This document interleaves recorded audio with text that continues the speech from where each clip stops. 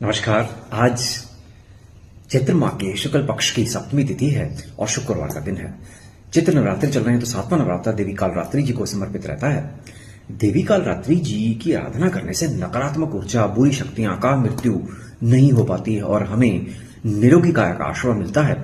अद्भुत शक्ति और साहस का यह प्रतीक मानी गई हैं और इनकी आराधना करने से अगर कोई ग्रह भी कमजोर है तो वह भी मजबूत होता है और साथ ही साथ शनि ग्रह का अगर किसी व्यक्ति के ग्रह दशा ऐसी चल रही है या अंतरदशा चल रही है या किसी की साढ़े सती चल रही है तो इनकी आराधना करने से यह सब कल्याणकारी हो जाती है और साथ ही साथ निरोगी काया का हमें इनसे आशीर्वाद मिलता है। देवी कालरात्रि जी का जो रूप है वो कालरात्रि इसीलिए कहा जाता है क्योंकि इनका रूप काला है, तो इनकी आराधना करने से शक्ति का हमें आशीर्वाद मिलता है, सकारात्मक ऊर्जा मिलती है और इन्हें गुड़ आज अर्पित होता है। जय मां देवी। नमस्कार।